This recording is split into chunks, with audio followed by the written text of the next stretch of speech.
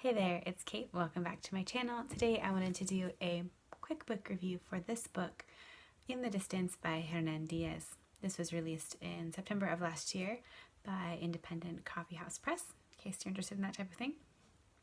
This tells the story of a young Swedish boy named Hernan who is sent with his brother by their father to make a new life in the United States, in New York specifically.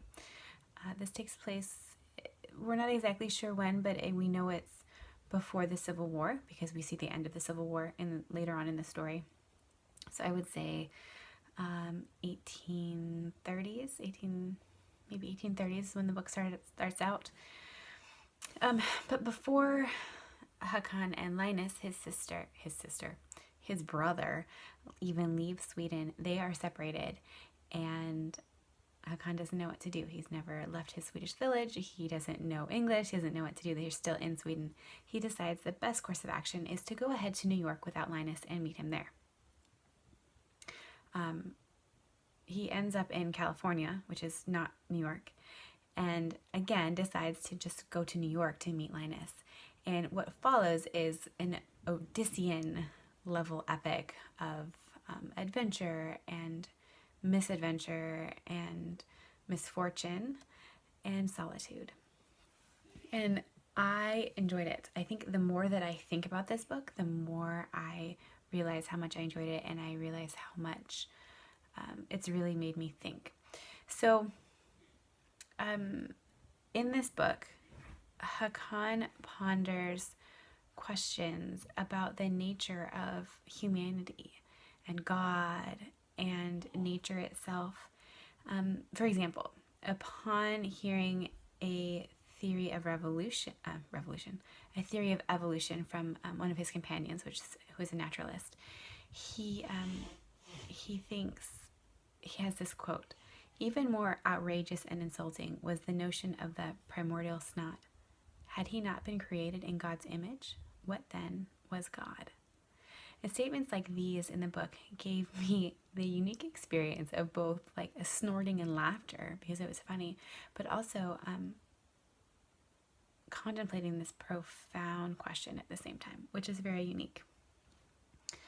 One of the other things that I really enjoyed about this book is that the landscape, and nature became a character in the story. He spends the vast majority of his life alone in solitude, mostly by choice. And these nature descriptions and the way nature is brought to life is really what makes the book feel rich and descriptive rather than descending into like an abyss of bleakness. I think we see many, many different terrains in the United States within this book, and the language that Diaz uses lets the reader feel and see and smell the beauty and the starkness and the fear and also the danger that accompany each new terrain. The people, the characters that Hakan meets in this story, there aren't many, but those that he does meet give us windows into humanity and humanity's many sides. Most of it isn't pretty. We're exposed to greed, lust, possessiveness, religion, and kind of the downfalls of religion and violence.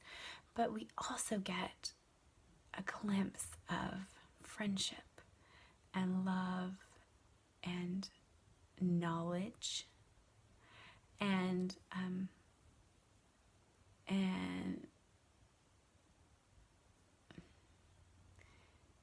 that's really what saves the book from being so sad that you can't read it.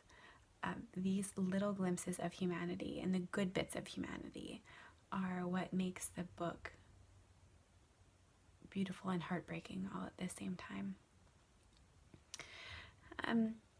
Finally, I would say that the thing that I appreciated about this book is the language and just how well written it was. And it had the kind of contradiction in that the language is beautiful and I loved it, but at the same time I was not I didn't have the experience of, oh, I need to write this down. I love this quote. Normally when I see writing that I love, I like to write it down and kind of ponder a little bit. And I didn't have that experience here because it felt so natural.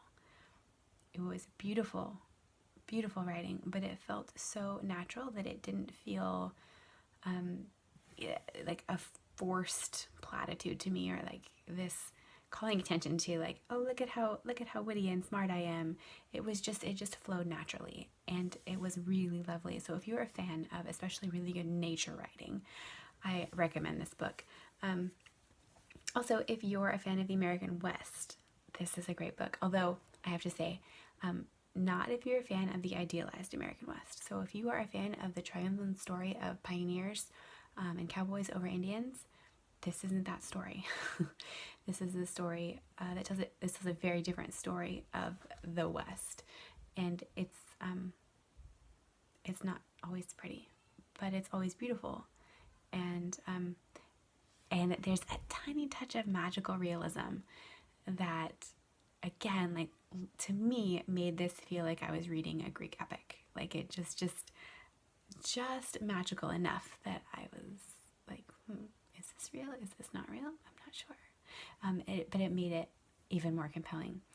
So again, I recommend this book if it sounds interesting to you. I think that you will enjoy it. It's definitely not for everyone, but I feel like those that love it, I think, will really, really love it. There's a more comprehensive written review and also some questions for discussion up on my blog. I would love to hear from anyone who has read it or is thinking about reading it, because I think there's a lot to unpack and discuss in this book. And I honestly think that a lot of the references I just didn't get. I think a lot of it, just went over my head, and it was beautiful and everything, but I think there's more that I could get out of this with further discussion with someone else who comes at it from a different perspective.